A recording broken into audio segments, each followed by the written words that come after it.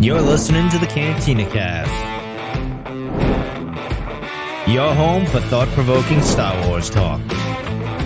Join Albert and Jonesy in breaking down the latest news, trailers, movies, and of course, your favorite characters from a galaxy far, far away.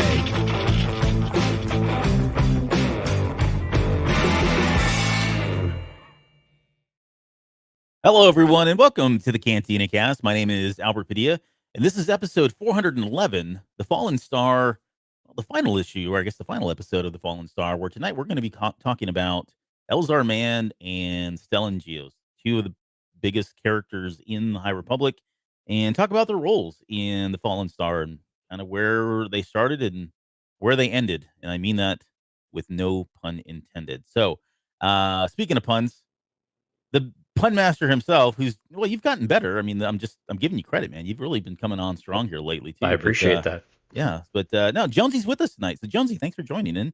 Thanks. How are you? I'm doing well. I'm out here at Studio HC, as we're going to call it, I guess. Oh, okay. Yeah, you're in an undisclosed location. It's a bunker. That's right. Super secret bunker. Right. So, but no, how's your week been?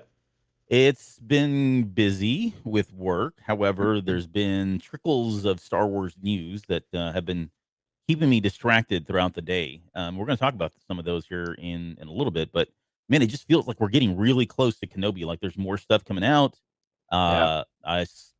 Again, some of my reliable sources have said that we are going to get footage, not a trailer, but we may be getting footage. Another sizzle reel. Yeah, something like that, maybe. God, I hope not. Footage here is imminent. Probably in the next 7 to 10 days, maybe sooner. So who knows? It could be maybe it's this Friday.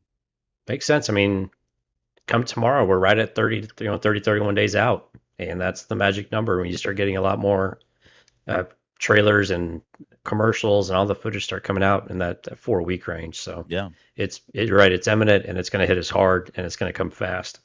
Right. So yeah, I'm excited. There's definitely something in the air. There's a fever in the air right now with Kenobi, and we're going to take advantage of that. But we'll talk a little bit more later because we've got some shows that we're going to be dedicating ahead of the premiere of Kenobi, and pretty exciting stuff that we've not had a chance to dig into here recently. So let's do it. So let's get a little bit of that news going then. Yeah.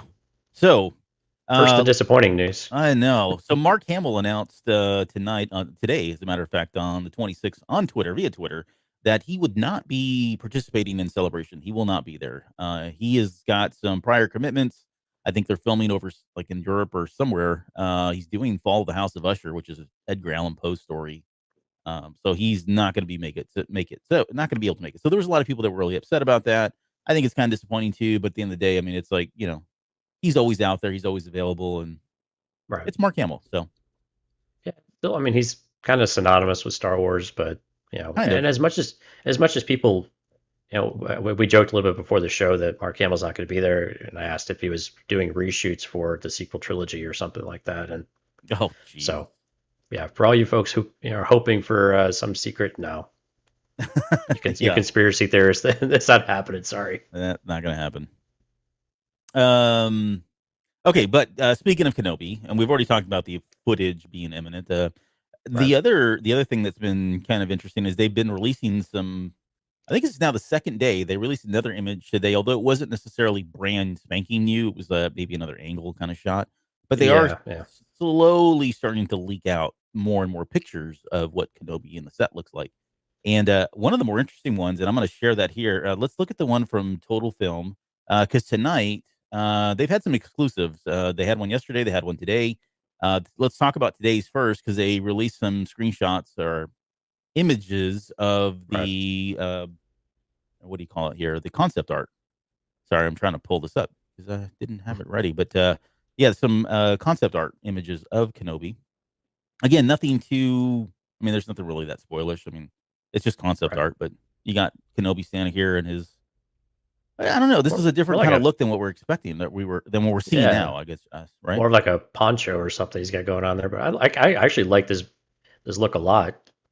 Probably a little bit more than what we're getting in the blue, fabric tunic and stuff. But this is kind of a little more closer. But then he also looks like smugglerish too. Yeah, definitely the gloves and all, which is maybe not a bad thing. Maybe he is trying to, conceal his origins. And if you look, wait, are those fingerless gloves though? Yeah.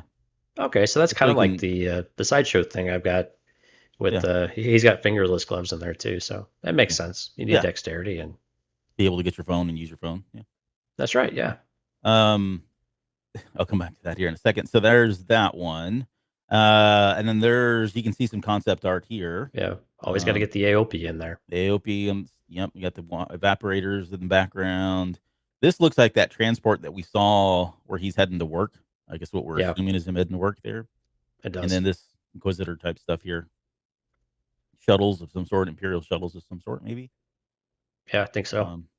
And then I think that was it. There's the cover now of Total Film where some of these are in. The background looks awesome. I mean, you get more and more of this kind of, Blade Runner, synth wave. It's crazy how much it does feel like Blade Runner. I mean, the whole environment of where he's at is definitely look like it. And we've seen a couple others pop up, like I guess you could call them spoiler-ish, but there's nothing spoiler. Again, it's more angles of him in the city when the Inquisitors have everyone lined up. So we've seen a couple of those come out, but again, nothing really new or tipping us off to any of the story or where we're actually going with this. So again, patience. Only a few more days. Yeah, the one that was yesterday. Let me pull that because I want to contrast this one here that we're looking at. So we're looking at the concept art. He's got that smuggler look going on. And the one that was released yesterday was the official one. And this is him in here we go. You can kind of see, and there's going to be all kinds of ads. This website's kind of ridiculous. I couldn't believe how many ads pop up. But you can see him here. Looks like he took a page out of Bail Organa's wardrobe design. But if you look at the differences, in my opinion, and I guess I am trying to be funny, but if you look at the first one, right, this one here, this looks like Coruscant trying to look Tatooine, where this one looks like Tatooine trying to look like Coruscant. You know what I mean? Like it doesn't. I don't know. He's got a poncho. This definitely looks like he's trying to blend in. It's just weird to see him in a color because we're just so used to seeing him in drab. Tan and almost red type boots. Yeah, I don't know. I mean, in a shawl. I guess that's like a shawl, right? I thought it was a poncho. I don't know. Until proven otherwise, it's going to be a poncho. No, I think it is probably a shawl of some sort. It's a European man cape. That's what it really is. Yeah, we'll go with that. Sure. Look at them all pop up. Tatooinean man cape. There you go. And here's some of the other ones that that keep coming around. Then we got the Inquisitor. And that's there's a lot of red glow going on there without lightsaber, which is cool. I think those are the only three. The alternate cover though is pretty neat. This is the direct. I like that one with the lightsaber and then the blue background. Yeah, I like that a lot. Subscribers got that one, and then the newsstand version is just plain old Kenobi. Boo! That's all you get. Yeah. Sorry. Hey, if you're listening to this, we have a live stream going on every Tuesdays and Thursdays. So we'll plug the live stream. If you don't know what we're talking about, we're walking through the slides here on the website. So join us over on YouTube. Subscribe to us on Canadiacast. Yeah, nice way. Nice way to plug that. And also, so this is all coming from @TotalFilm on Twitter, just the way it sounds, @TotalFilm. So if you want to go out there and see for yourselves, take a look at some of that stuff. And I would imagine since it seems like they've gotten some exclusives. Although EW had an exclusive, I think today it was an interview where they were talking to Hayden Christensen and Kenobi. There was an article today that was released that I didn't really get into. I think we've talked about it on the show. In fact, the guys did a show on this a long time ago. But it's the whole line of, Obi-Wan once thought as you did. It's kind of talking about when we last met, I was but the learner. Now I'm the master. And talking about how I guess it's maybe, I didn't read the article, but it looked like it was a soft confirm, if not a hard confirm, that those lines are going to be interpreted differently now that Kenobi comes out. But we kind of thought that. We were suspecting that. Absolutely. Are you a little surprised that Total Film is getting an article and releasing this kind of stuff? Because we've typically seen it from other sources lately. Right. These are usually the Vanity Fairs and the EWs and the Hollywood Reporters. Right. So Total Film. I'm not sure how they got in, but I mean, whatever. I'll take wherever they can get it. So, but it is interesting. I'd never even heard of them until this. Oh, really? Yeah. No, I had not heard of them personally. So, I don't know. Well, yeah. I mean, the only thing I usually avoid are all these websites with a bunch of ads. I just can't do it. Yeah, lots and lots of ads. But things are all shaping up. Like I said, it's hard to not get into a fever pitch with Kenobi, especially now. and especially as we're starting to get more and more little bits and pieces that of things to come. You know what we should do? We should have like a squares pool. We should have done this a while back with selling squares for the dates and the times of when, or not selling, but just having good old fun and seeing when Kenobi trailer is going to be released officially. Yeah. Great ideas that we can't do. Well, I mean, we'd have to actually put effort into it. Let's do it with Andor. Put it in the backlog there of ideas, and we can. And Andor, okay. Andor do it now. Yeah, sometime between now and the end of the year for Andor. Yeah, now I'm hearing too. 3 to 5 seasons. I think 3 is now been confirmed, maybe unofficially, but 3 seasons. Yes. Of Andor. Yes. Wow. Yeah. Originally it was 5. That was supposed to cover the 5 year. It takes place 5 years. Well, it's supposed to be taking place 5 years prior to Rogue One, and each year would be a year leading up until that event. I think what they're saying is now they've decreased that to 3. It was I forget who it was. It was somebody in the production staff. I forget which one it was, but someone said no, it was 5, and now we're doing 3. And I don't think they were supposed to announce that. So this was like Tuesday or Thursday or Friday of last week. I know we didn't have it in the news. I just thought about it right now. But yeah, it was like all over Twitter. So yeah, I never paid enough attention to Andor news and kind of the rumblings going on. But I guess I didn't realize it was going to be a multiple season event, kind of like Mandalorian is. I don't know why I thought it was more of like a one shot. Yeah, but this one definitely seems like it's got legs. That's interesting, though. I mean, I guess it's one thing to have it all scripted for that long. It's another to really. I mean, is this like a commitment to 3 seasons? Do you think, or is this just now? This is kind of what we have a plan, but after season 1, we just see how well it was received and go from there. Yeah. So the context of the interview was, hey, we originally were going to do 5. And we felt we could do what we were going to do in 5 and 3, and so now it's 3. And so he's speaking like indefinite terms. So, yeah, it's interesting that they would. I mean, I was thinking, I guess I had hoped it would be more than 1 season. I guess I wasn't going in thinking it was going to be a one and done, but we didn't know anything. Talked about it, yeah, and we really didn't know. So we'll see. I mean, again, nothing official. This is rumor mill kind of stuff, but the person that said it was, again, part of the production staff. So maybe he's got bad intel. Who knows? Okay. I think we've gone on enough about the news. Let's get into our main topic. Let's talk about Elzar Mann and Stellan Gios. I hear they're kind of important. Yeah, they kind of are. Oh, no, wait. Sorry. We've got one other thing. Oh, yeah, we have a new Patreon subscriber. Yes, thank you. Yeah, Matt Davidson signed up for the Green Milk tier, so thank you so much, Matt, for signing up. We hope you enjoy the content.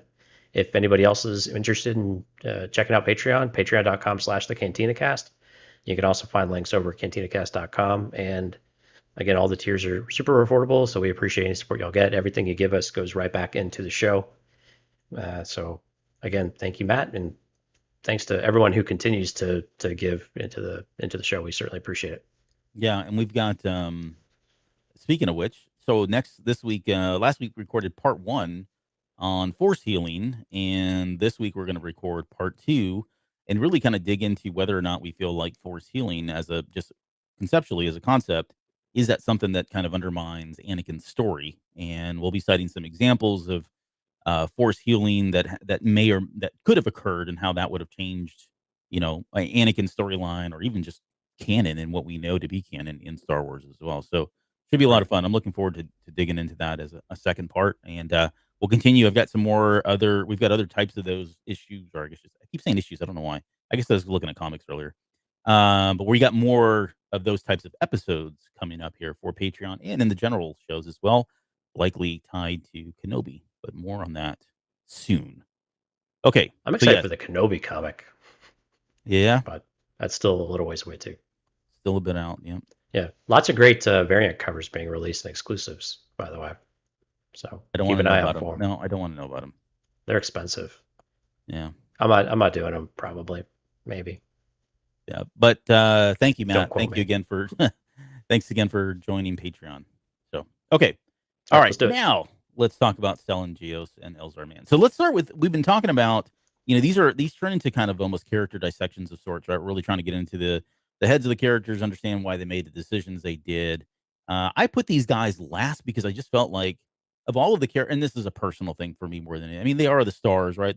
They're the three Absolutely. of the firebrands, and it probably makes sense that we would try to anchor on them. But I did feel like I really enjoyed both of their stories.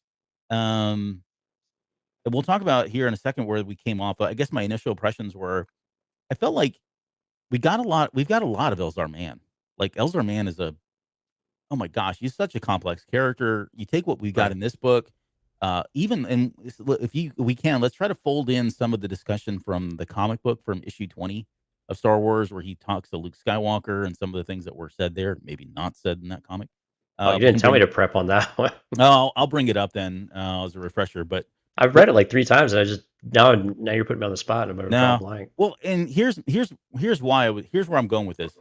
So with Elzar Mann, we got a lot of Elzar Mann in this story. I felt like we got a pretty good amount in the second book, and we got a fairly even amount, I think, with everyone else. That one seemed primarily focused on. It was more of an ensemble piece, I would say. Right, the first one's kind of an introduction. Here's who in the world of the High Republic. Right. Where I felt like this book maybe didn't fall short, but I just don't feel like I got a lot of Stellan Gios. And I started thinking about this. If I just look at the novel, I feel like I got shorted a little bit, right? Hmm. But if you followed so we got the Rising Storm, and he was in that. There's been a pretty good amount there from. You got this. We also had the Life Day Treasury story. Everybody read that one. You should go read it. It's actually really good. But the Life Day Treasury, we got that. And he was in the Edge of Balance comic. And where else did he pop up in? There was something else that I had in my head that he popped up over. I guess the point is, though, like if you look at all the stuff he's been in, then all right, you feel like, okay, I got a pretty good sense of who Stellan Gios is. But I think if Right. all you did was read the books, I don't know if that you got as much.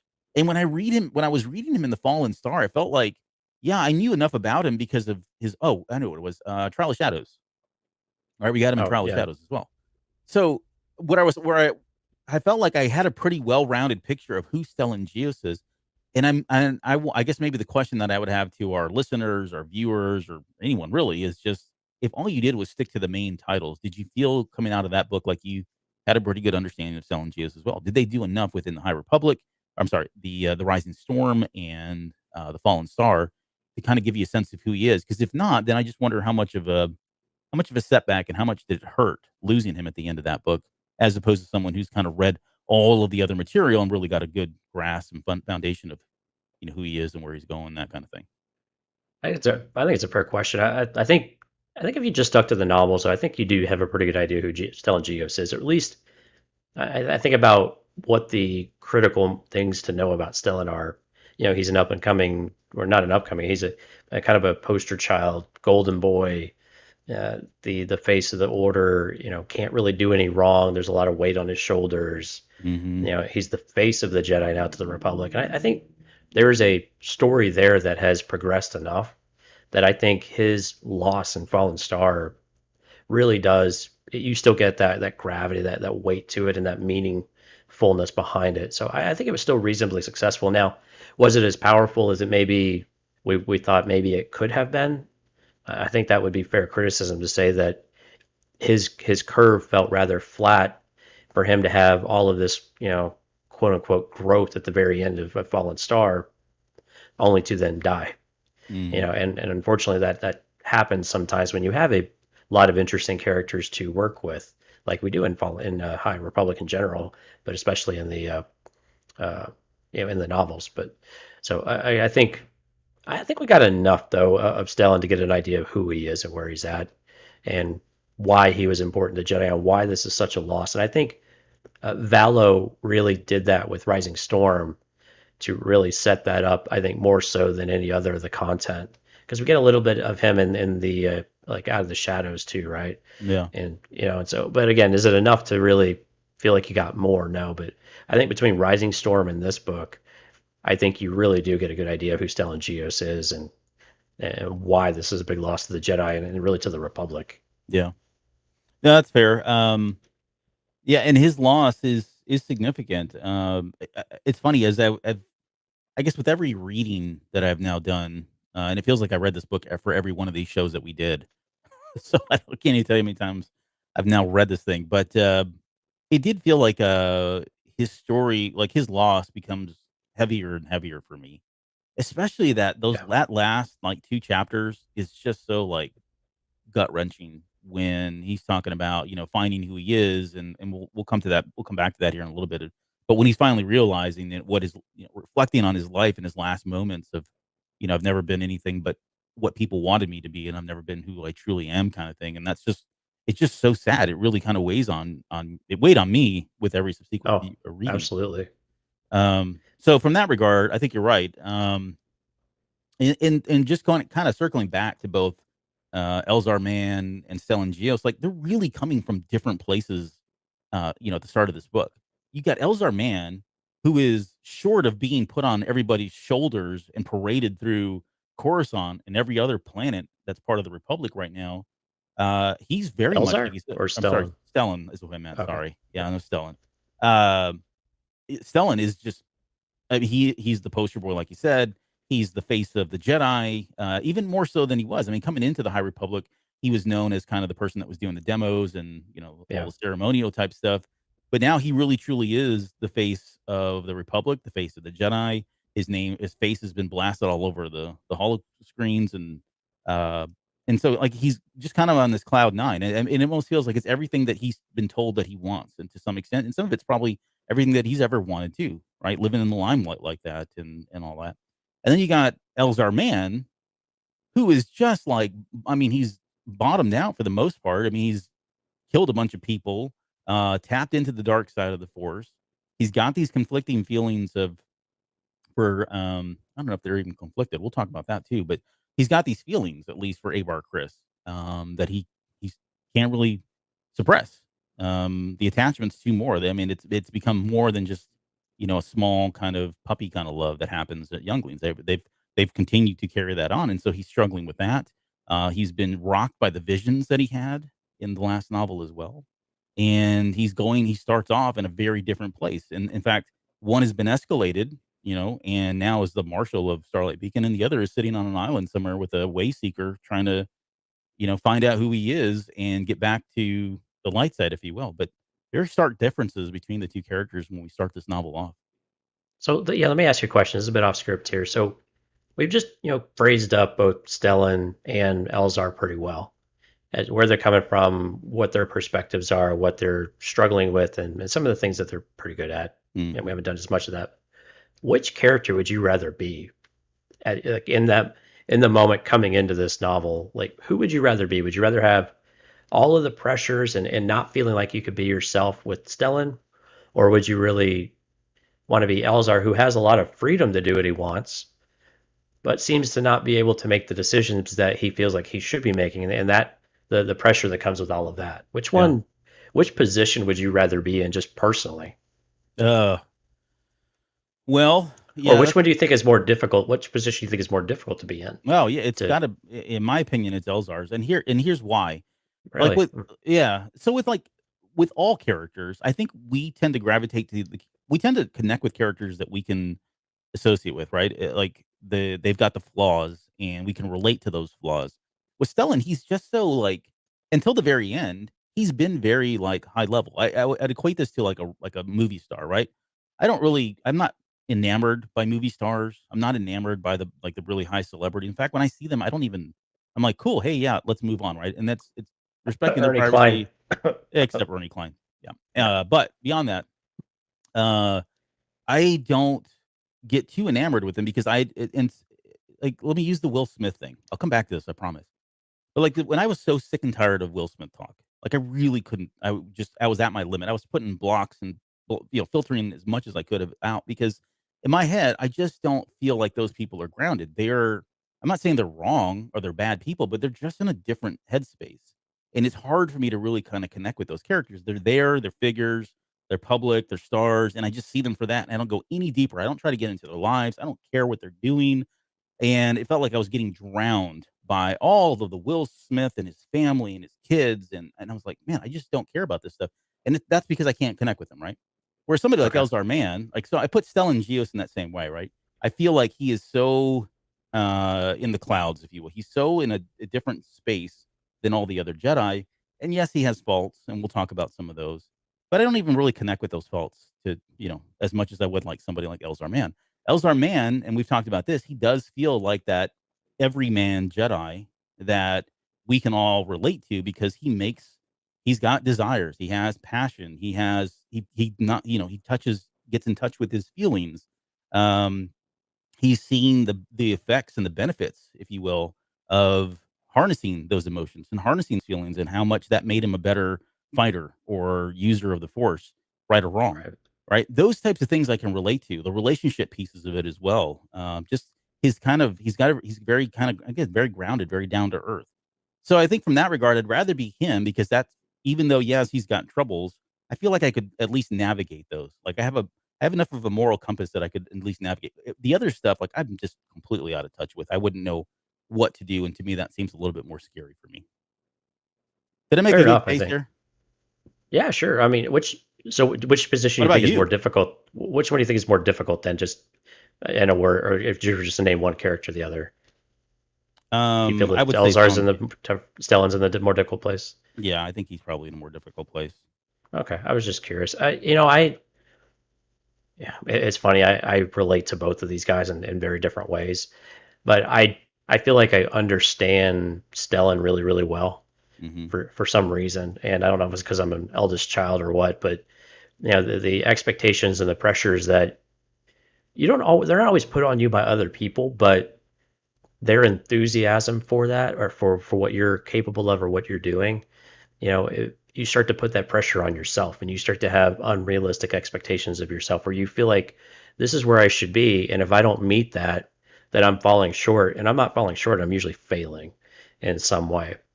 Now, Stellan, when we first meet him early on in the previous books, didn't seem like he was quite that way, but we also had this idea of this hubris about him too, right? Yeah. He likes to hear his own voice. He likes to hear himself talk. He loves to teach because he can hear himself talk, basically. Hmm. But after Valo, and I think throughout Valo, we got a very different perspective of him. And when we get into Fallen Star in particular, I think we've really seen a lot of that just stripped away from him. And we saw this in Trail of Shadows too, where he's just the cracks are showing. Yeah. He's unsure what's going on. He doesn't know what to do about this leveler situation. He's confused.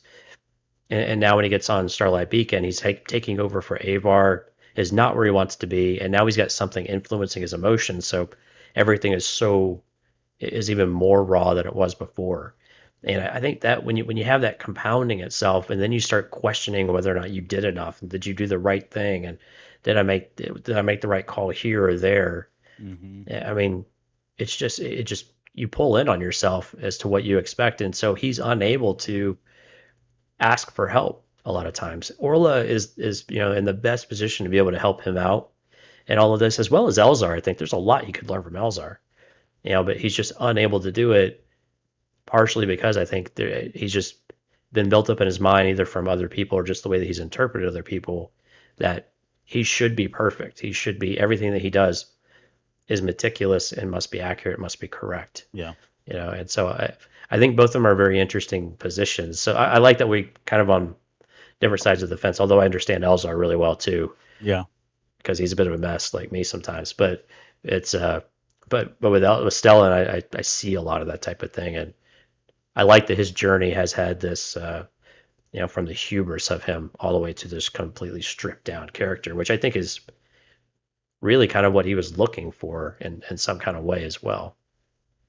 Well, I'm glad you said all that because I was thinking it was you liked it more because of the beard, and your answer was way more substantial. So thank you. He does have a rock star beard. I think I know Elzar could too, though. Elzar should grow one. he probably could. That was a Yeah, joke. But yeah, but it's the truth though, so I don't. okay, knock it off. I was thinking while you were talking too, like sometimes sports athletes go through that, right? They get brought up in a system Yeah, where super high expectations are expected of them. They then adopt those expectations as their own and hold themselves to those. And we see them crash out later on in life, or they're not able to function once, it's once their sports are over or whatever. They get into a lot of trouble, or even in between all that. It's because they lived a very they're it's a pressure cooker, right? All their life. And then to bring it back to Star Wars, you're right. When he gets up to Starlight Beacon and all of this stuff, all these things are happening. he's one of many Jedi throughout this first phase that has been kind of um, a weather vane of sorts. So you can really get a good sense of where they are, and they're very consistent, right? They're very much lost. They're in positions of power that they were just being asked or thrust into because of the situations. They don't have a lot of context of what's going on. They're being led in all. They're being pulled in many directions. They're being led tons of lies and chasing ghosts, and all of this really kind of affects them because again, they've been living this charmed life of hundreds of years at least, where they've never had to really deal with this that we know of, right? Right. It's been pretty much Everything felt so ceremonial in respect to real, right? yeah, yeah. So it makes sense, and yeah, he's definitely feeling the pressures by the very end of and the weight, uh, and the responsibility of Starlight Beacon, and he goes to this really. I mean, while we're talking about Stellan Gios, one of the cool things is I just love the fact that it starts off with him, being really upset with Avar Chris. We saw that. I'm trying to remember if it was in the comic or in this book. Where Both. it was in both, I think. Yeah. So they were going at Yep. each other about she abandoned her post, and he's decided that he kind of stepped in and took over for her, and he's really like resentful for that. Like he really hates the fact that she did that. But by the end of the book, he's starting to reconcile with himself and forgiving her and saying, "Hey, I should have done things differently," even as far back as that, and thinking that maybe things would have been differently had I made better choices and not really held that grudge against her. And oh yeah, I'm probably going to die. I'm never going to be able to reconcile that. I mean, they left on a bad note, you know, um, so he's never going to get that moment back. I'm sure all of this was going through his head as he's going down. No pun intended. So yeah, pretty tragic loss, I think, for him. Absolutely. Um, Let's see. As far as let's keep going with Stellan because there is more here. There's a there was one part in with Stellan Gios where I felt like he was being I don't want to say he was being too hard on himself, but he did consider himself that whole line of the whole line of hey, I've never really been who I wanted to be. I've always done what other people want. That whole thing, right? That theme. Sure. Yeah. And I'm going to bring up the Life Treasury story. And so for anybody that didn't read it, I will give you literally like the 30-second overview of what that story is. It's only a few pages long, but Stellan's out one night before Christmas. Go ahead, start the timer. One night before Christmas, I'm sorry, Christmas. All through the house. Yeah, no, one night before Life Day, he's out in the streets of Coruscant and he's talking about how much he loves this time of season. It feels like Christmas, right? And he sees this little, it's a Gotal of all people, by the way, Jonesy. But he sees this little Gotal boy and his little Gotal steals some stuff, right? And he ends up chasing this kid around to the streets and the kid gets away down a sewer hole, but he doesn't give up. Like normally you would think like in the story, you feel like, oh, he's just going to, let that kid go. He doesn't. He goes down into the lower depths really far down in there. And it turns out this little kid has been stealing stuff because he's been giving it to this big bully kind of gang people, right? And the reason why he's doing that is because when he gets back to the house, he realizes that this Gotal has, I think it's like a mother or somebody that's dying old, and he's using that money to feed her. And they live in like abject poverty. Like it's the worst poverty you can think of, right? And that's where he's living. And by the end of the story, Stellan decides that he asks the kid to, don't ever do this again.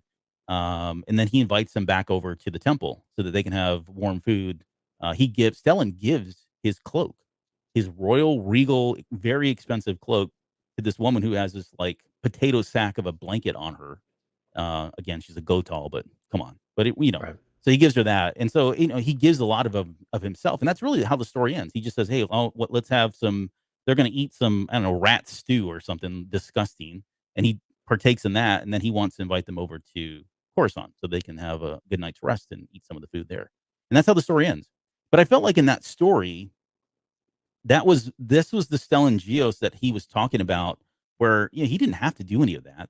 He didn't have to go. I mean, he wasn't like on patrol of any sort, right? He's just meandering through the streets of it. And I just felt like there was a moment there where he really kind of was just himself, was doing things for himself, whether it was following him, and then really giving a lot of himself at the very end. He did not have to go through all of that because this kid is one of thousands of other Right. people that are living in the same kind of situation, yet he felt connected and felt like he really needed to do that. And I don't know, it was sad to hear him be so down on himself at the very end, saying like he had never had moments where he was doing something for his very own. When I felt like in that story he absolutely did. That was 100% him from the heart. So Yeah, and I agree. I think with in Rising Storm too, we got to see moments of his true character. I think who he really is and wants to be or wanted to be as a Jedi, I think in general. And but you're right, we do get a lot of that self-doubt coming in. Now, I think the leveler has to be taken into account on this a little bit because I think the influence was felt as soon as anybody came on board Starlight that was force sensitive, right? mm-hmm. So I think some of that we have to take into account that it wasn't necessarily him that had all of these fears, right? I think some of them were way overblown or exacerbated that wouldn't normally have been. But yeah, it is. But you do see that Stellan really was a good guy, right? I mean, he wanted to be a good Jedi. He always believed in the purest ideas of what the Jedi could and should be. Now, unfortunately, I think that's also where you get into this idea, like how he views himself in that same regard. And when you start to tarnish the Jedi or tarnish his own, how he thinks that he's performed and behaved, that's when you get yourself wrapped into this position where you feel like you have to be perfect all the time, and you feel like you're trapped. I mean, that's how you get into these situations, or there's one way, where you completely you merge yourself and this ideology together into the same entity, and you can't differentiate, you can't separate them anymore. Mm-hmm. And I think that's what Stellan, I think with the step with Avar, I think that was one of the things that really rubbed him the wrong way. He believed Avar should be and perform a certain way, and he definitely wasn't wrong in some regards, right? I mean, Avar was chasing a wild Minoc, to use his words, but at the same time, he was trying to get other people to be like him, and it's just a recipe to fail. I mean, at some point you're going to get knocked down a peg, and those are the folks that unfortunately get knocked down several rungs on the ladder, and it can be very difficult to recover from. Yeah. Yeah. Yeah. I was going to say a couple of that story that I told you about, Life Day Treasury, right? Couple that with this line that's this is him. We've been talking around about. Here's the line. It says, "This is the first time I have acted with no thought for the order." He realized, "This is the first thing I have ever done only as myself, only because I knew it to be right." And that's where I felt like, okay, yes, that's very good, Stellan. But what you did in that moment with that little Gotol kid is part. I think it fits perfectly in there as well. So I think he was being a little too harsh on himself.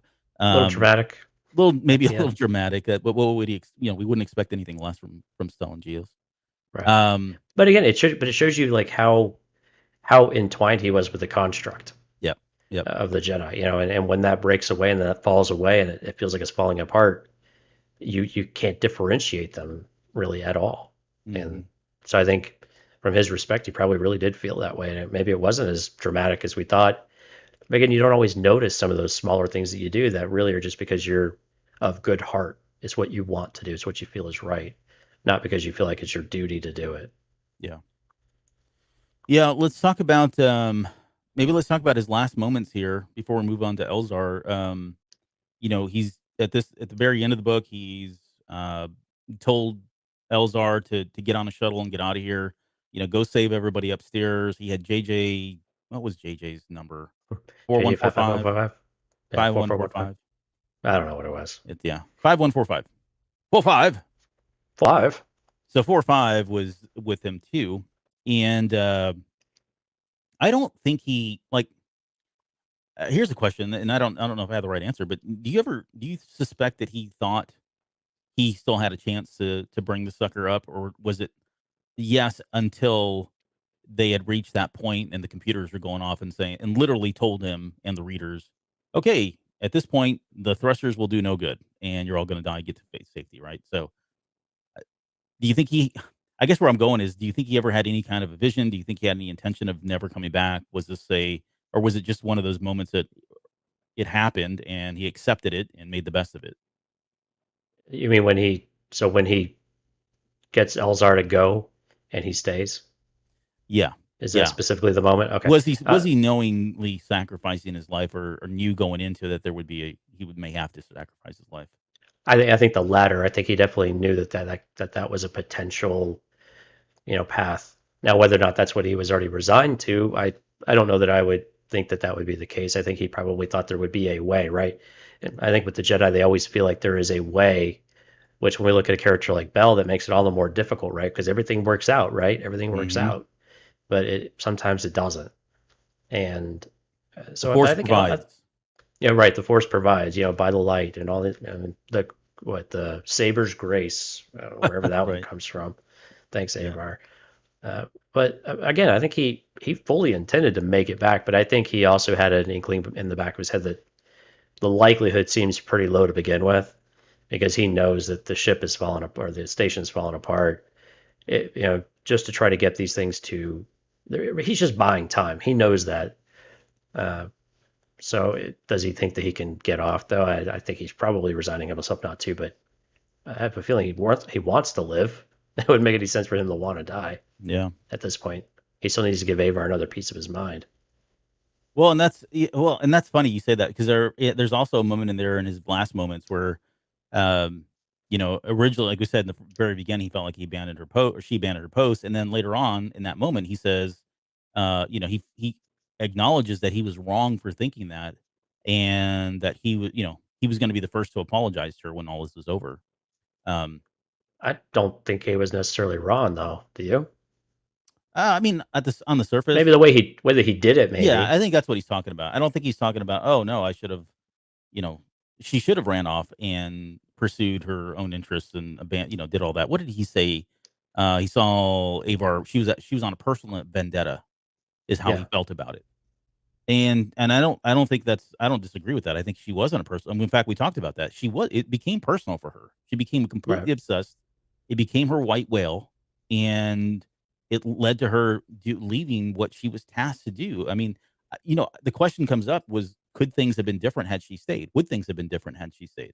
I don't know the answer to that. That's a really loaded question, because it changes so much of what we know was going on.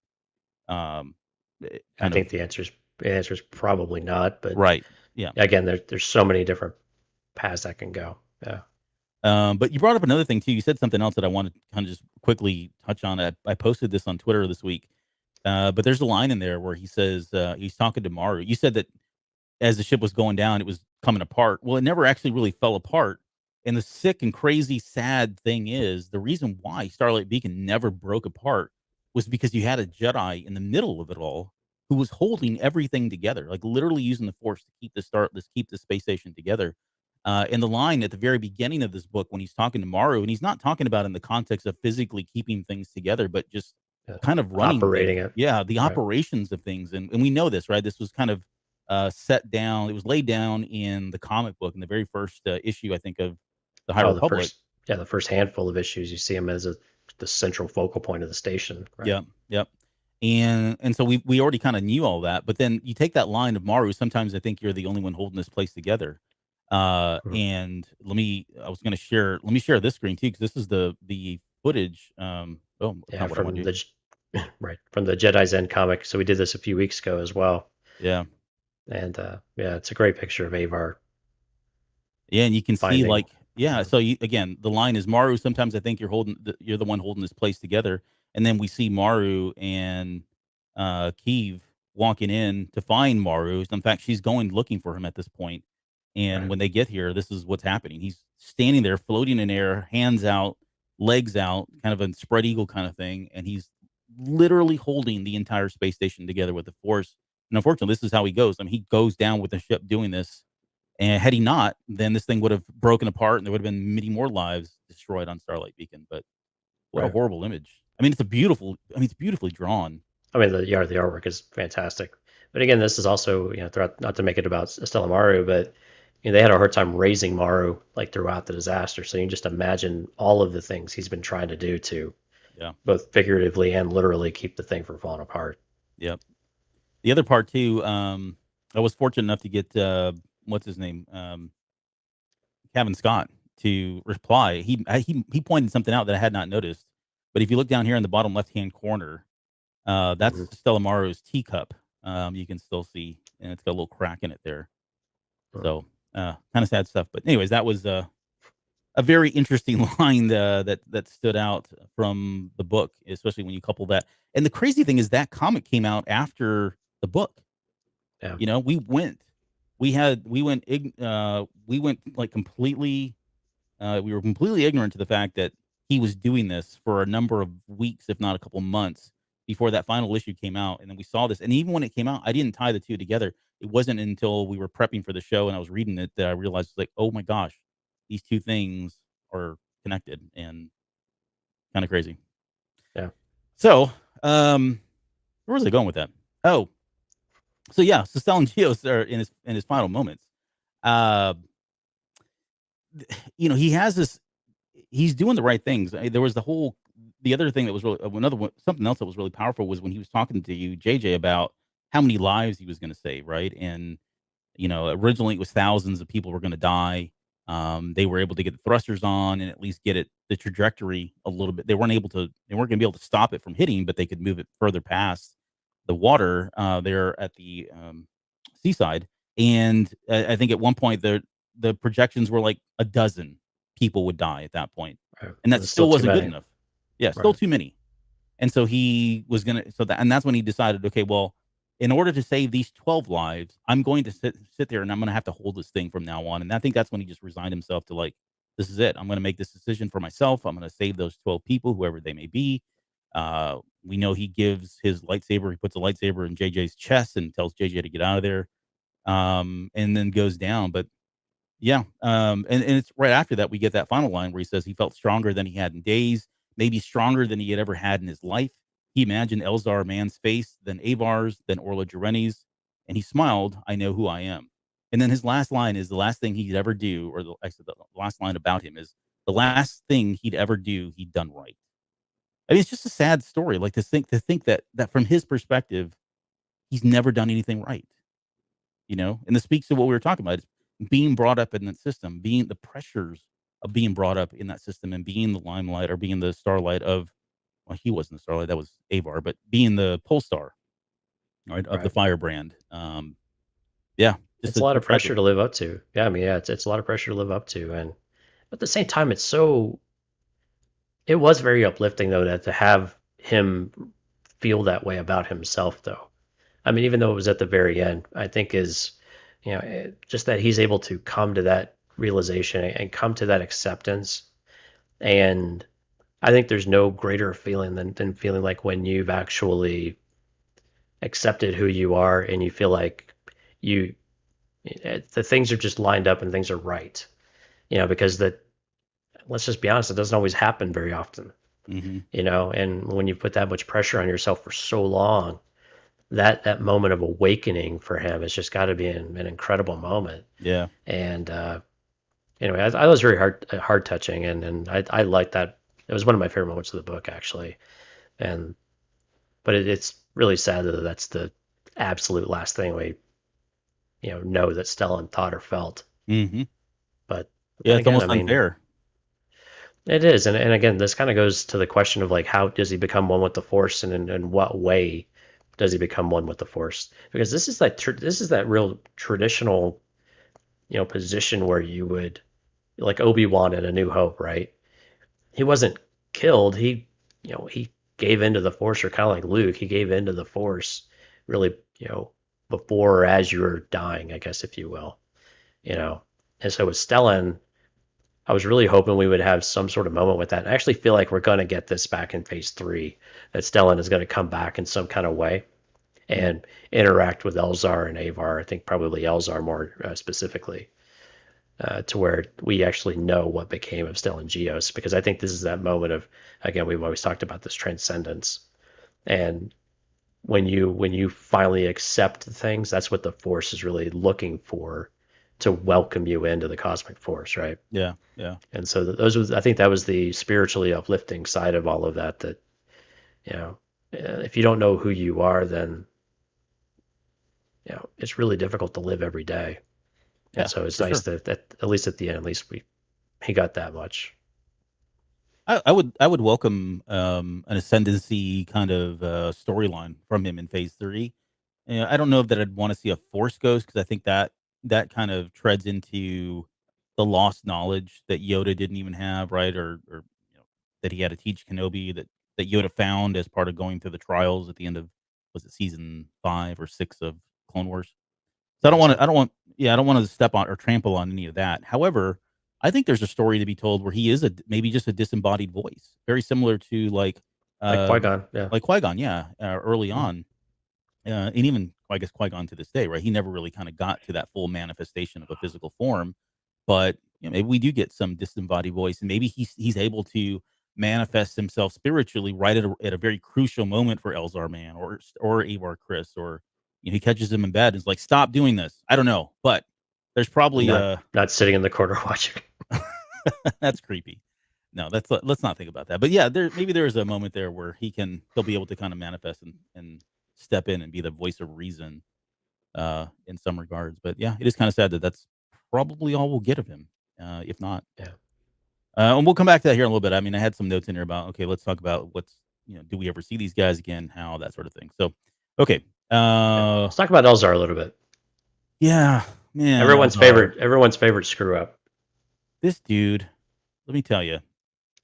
So he's, again, he's the one that I can relate to the most, only because I can relate to what he's going through, what he's feeling, decisions, choices that he's making on a lot of different levels, right? But at the very beginning, you feel like, okay, there's a lot of promise here, and we can get into the Orla Jareni teachings as well. I think she had a lot of great stuff for him, and just kind of the Jedi in general, really. But how do you feel like, of all people, I guess, when you're reading this for the first time, that it's Orla Jareni? Like, that was such a surprise for me, to be honest, because I really had. I mean, I loved her in, was it Out of the Shadows, or was it Into the Dark? Yeah. Was it Into the Dark? Into the Dark is the first one. So I loved her in that.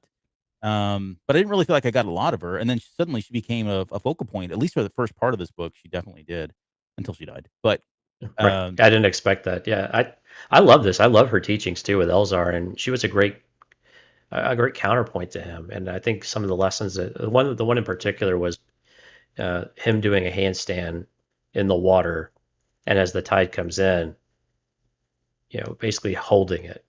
And really, the lesson wasn't really to stand and withstand the water. It was just learning how to accept it and have it flow through you, right? And to become one with it. Yeah. And to not fight against everything that you feel is wrong. Yeah, I mean, some things you just have to accept, and then you move forward. And that it took Elzar so long to get that. And again, the relationship with him and Orla, because Orla is one of those folks that she's like the taskmaster that walks around, and then she has the little stick, and she'll smack your hand every once in a while when you do something wrong. But then she's lovingly afterwards, and like kind of wants to tell you all the things. But then when you do it again, she'll kind of whap you again. Yeah. Yep. Mayor's just such a great character. But it was Elzar so frustrating, right? Because Elzar, I mean, you see how much promise he has. One, he's not bound by all the restrictive stuff that Avar and Stellan have to live up to, right? He's willing to explore the Force and do the different things, but at the same time, he can't help himself from giving into temptation and giving into his emotions for the most part, and lashing out in some of these ways and controlling himself to the point where it feels like he's got to just pull it all in and completely escape from it. It was very much like, who did this in the old New Jedi Order?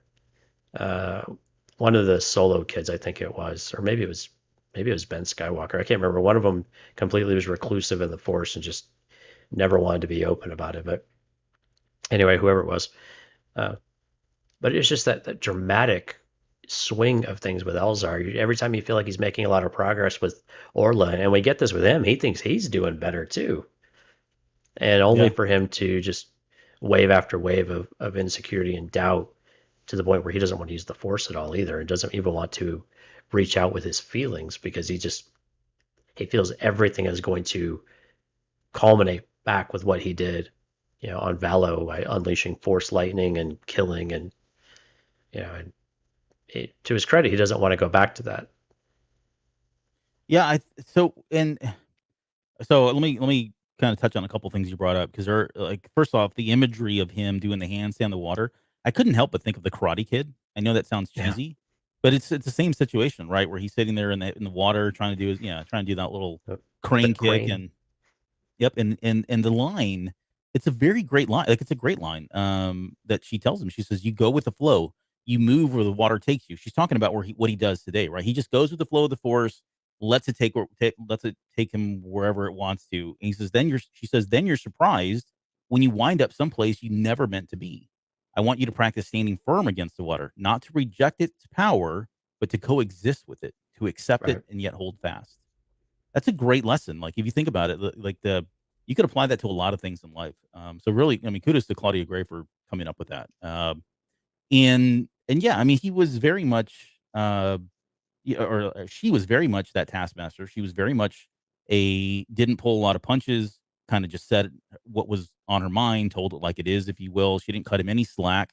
He makes several comments about that, right? About how she was just always on his butt about everything and would not give up or let up on anything. In all fairness, she was that way with Stellan too. Yeah, no, for sure. I think that's why Stellan kind of liked her a lot, right? Like somebody that really people. Yeah, you need those people to call you on your BS, and to be that challenge, that counterpoint to you. It's important. That's right. That's why George Lucas did not have that during the prequels. And I'm kidding. Whoa. I know. Whoa. Shots fired. And yeah, and there was also a moment where she told him no one needed to practice what came easy. And if he only wanted to do what he could already do, he might as well have just stayed on Starlight. And alluding to the fact that he was trying to cut corners or take the easy route on some of this stuff. And she's like, no, what are you doing here? Like, if you're not going to go through with this and just get your butt back over to Starlight, you're wasting my time, your time. And, this is all for naught. So I really loved a lot of her stories here, a lot of her wisdom and training that she partook on him. And then I think it was towards the very end, he conjures up one last thing that she had said to him, which was, what if you took a break from your self-pity and did something productive for a change? Like that was a quote directly from her. And this was right after he had sliced and diced old Chancey Yarrow there. Or was it Chancey Yarrow? No. No, it was, what's her name? Well, wasn't it Chancey? I'm getting my. Well, who said that take a break from her? She was already dead by then. No. This is Orla Jareni telling him that at one point. Like like after he did that, he was feeling like, holy crap, I'm a murderer. He called himself a murderer after he killed her. Yeah, it was Chancey Yarrow. It was Chancey Yarrow. Yeah, it was Chancey Yarrow. Okay, yeah. After he'd killed her and cut her in half, he was sitting there and stunned for I don't know how long. And in that amount of time, it caused him also to not be able to get the thrusters back online sooner. But that's when he recalled her saying to him at one point, what if you took a break from your self-pity and did something productive for a change? And when he remembered that line, that's what sparked him to go, holy crap, I got to get back to work here. And yeah, I did some horrible things, but I can't think about that right now.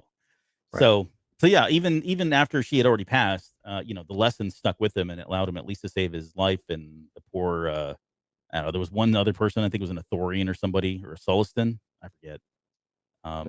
So yeah, it's sad. I know I want to talk about Orla just in her teachings because we really didn't get a chance to touch on her very much. And I felt like she was just so combined. Like most of what we see from her comes from her teachings of Elzar Mann and trying to get him to a better place.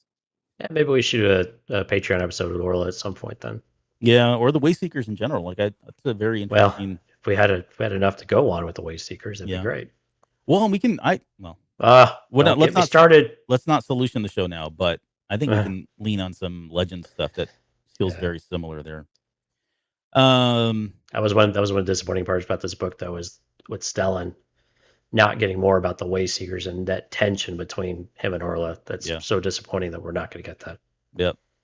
Well, there might be others.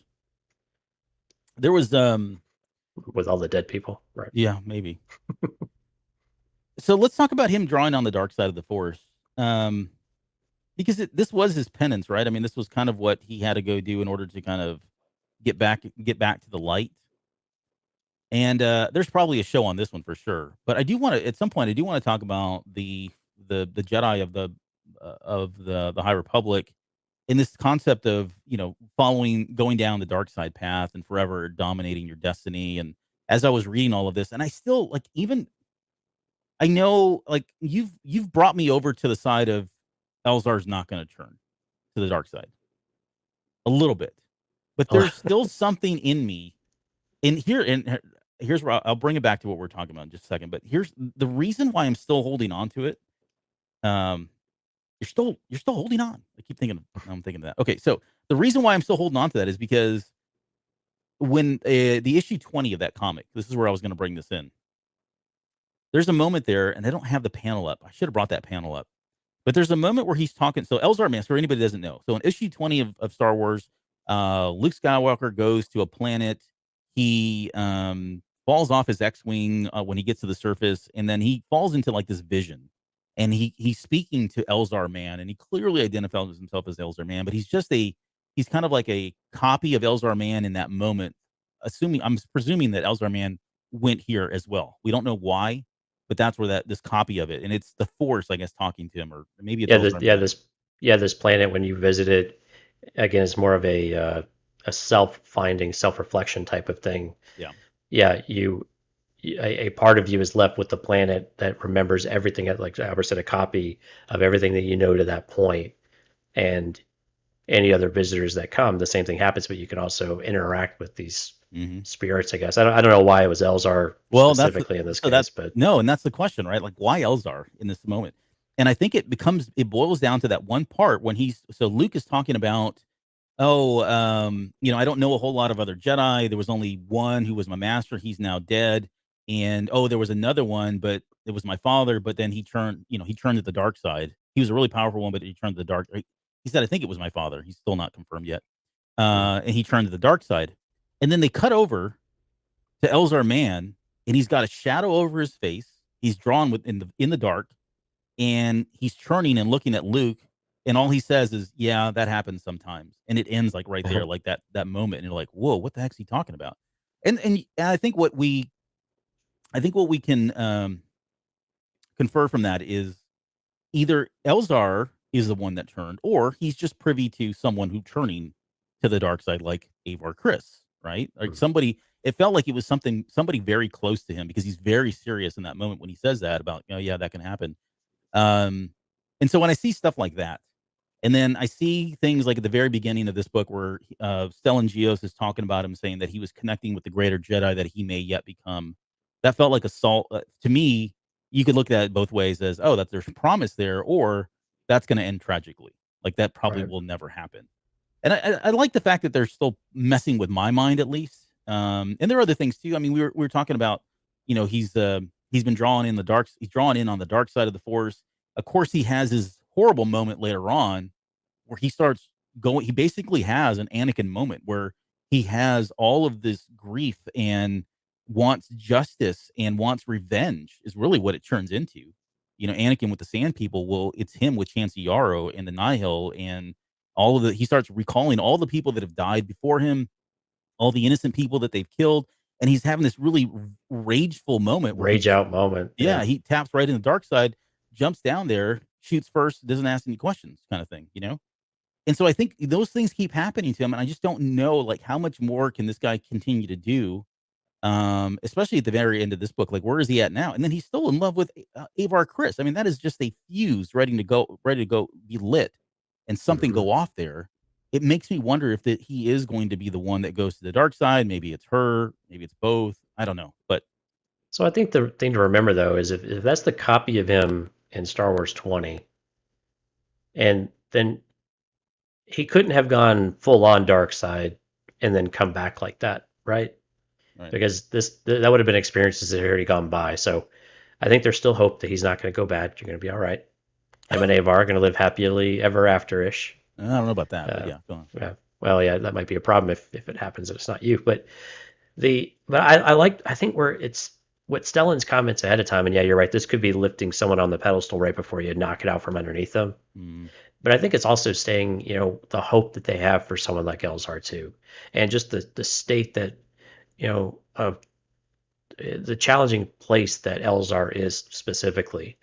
And I think the positive side of Elzar, though, is that he has the self-awareness that's there in order to say, I've got to stop doing this, or I need to do that. Like he's still cognizant as to what he's doing, and doesn't feel like he's just completely hopeless like Anakin was. Anakin was hopeless and desperate and just cast everything aside that he knew was right to make the final call and to give himself over for 25 years. Yeah.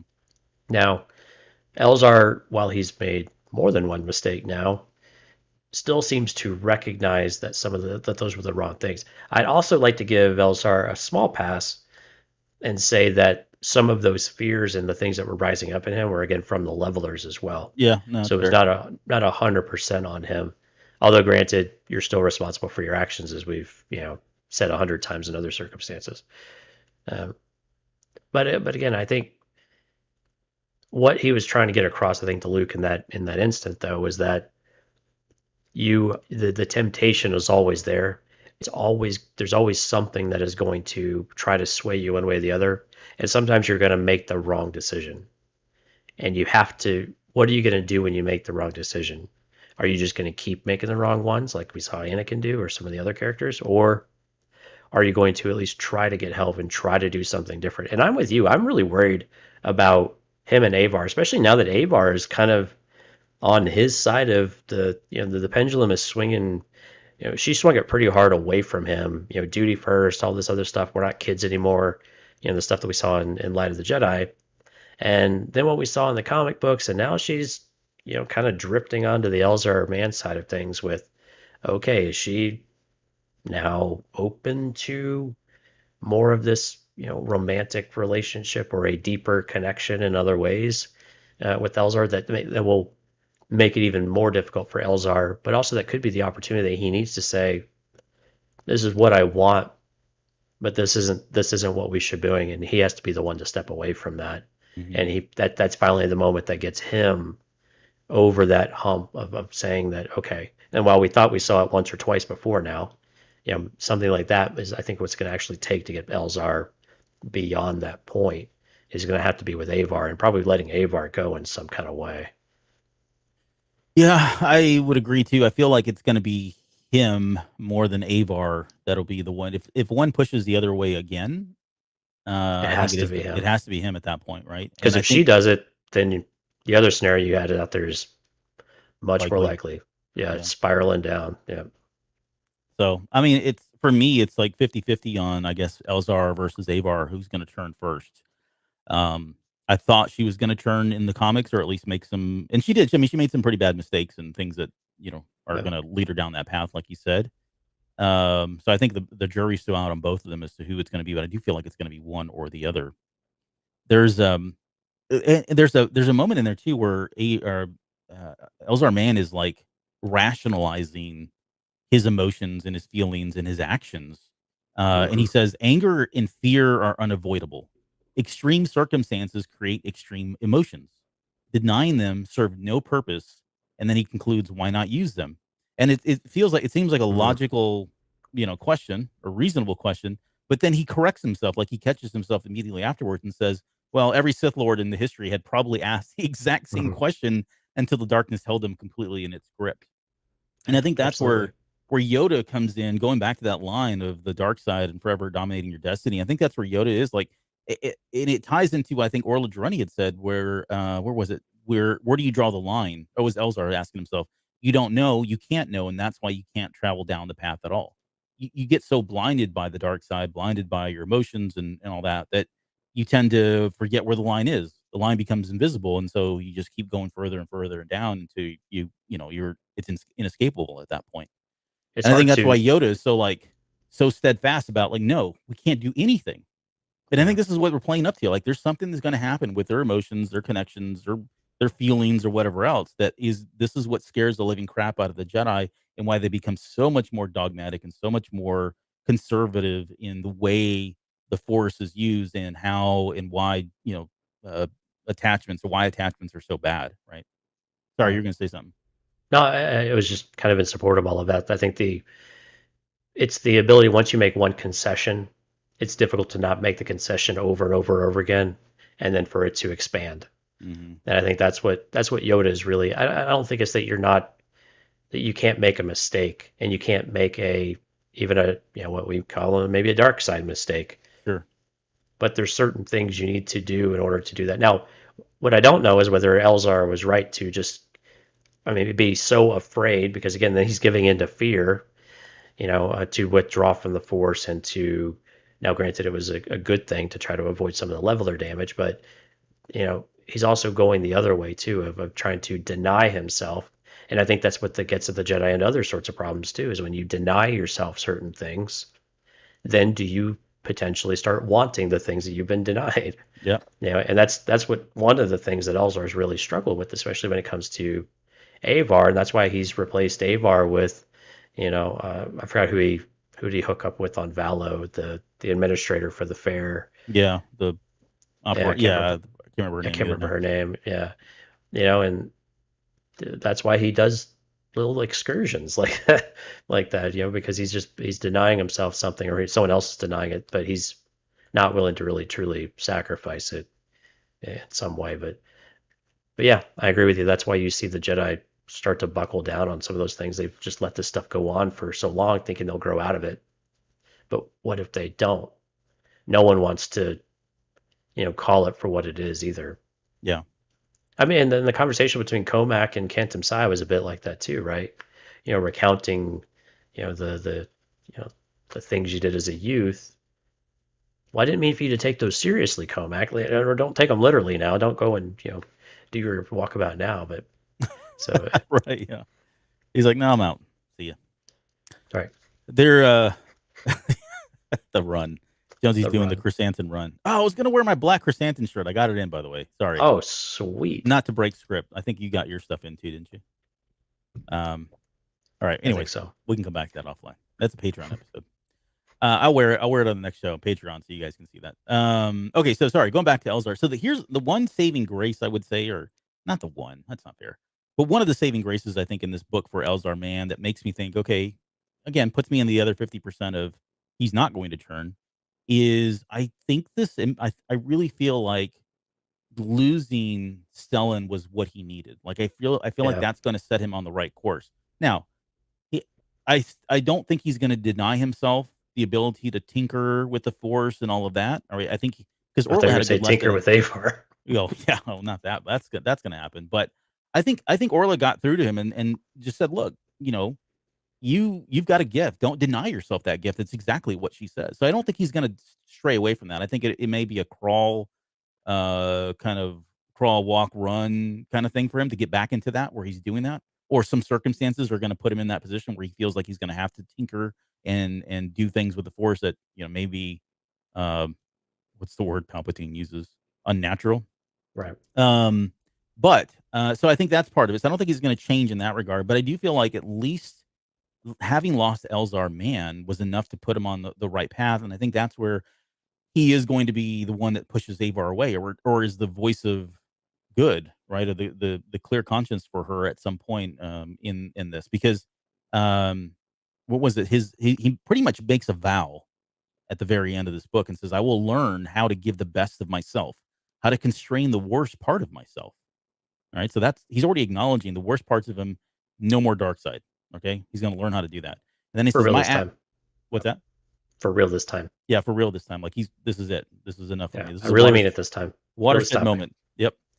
And he says, my actions deprived the galaxy of one of the greatest Jedi. For the rest of my life, I will be trying to create a small fraction of the goodness he still had to give. Which I love that line. I mean, I love that. That's why I want to read it. But I do love that line because it does feel like if he goes against that, then he undermines everything, what Stellan stood for, right? But for that very reason, it's so dangerous to say something like that. Right? Because, I mean, now you've got this. Now he's idolized Stellan. Now, granted, he knew Stellan's faults and his flaws, but now he's put Stellan up on this pedestal. And whatever he does, is it ever going to be good enough? Is it ever going to be enough? And what if he makes another, quote unquote mistake? Does that bring him down all the hard? I think so. Now he's setting himself up in a different way. I agree with you. It's a very powerful statement of what he's trying to do, but to me, that's what gave me a sense of foreboding for Elzar more than anything else, was that, well, here he goes building this person up to be something that he has to attain to.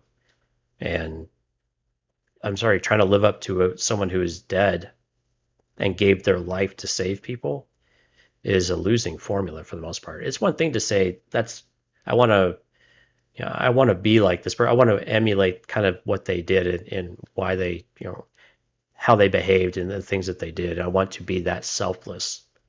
But the way that he's going about this, I just get a very different vibe from that quote. And just to the point where I think that he's going to, again, the more extreme aspects of Elzar are at risk of coming out and, I don't know, unfortunately igniting again. Yeah, that's an interesting perspective. And it's wrong, but it was interesting. No, I think you're wrong, but I still think I admit. Well, here's where I'm coming from. Like you're coming from you're coming at it from a more of a pragmatic, realistic view of life, right? People that lay down those kinds of creeds or decrees. These are real people, Albert. I don't know what you're talking about. Shut up, they're not.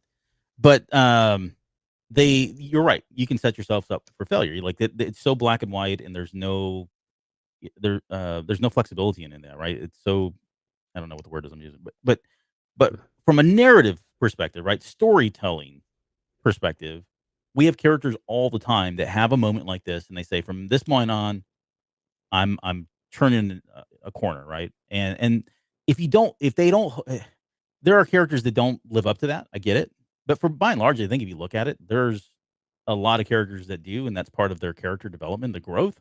If we didn't have the likes of somebody like Avar Kriss or any number of other Jedi that are kind of going through some stuff right now, then I would say that that he's probably going to be the one. But I'm trying to argue the other side of me. Like I already told you, like I think he's going to turn.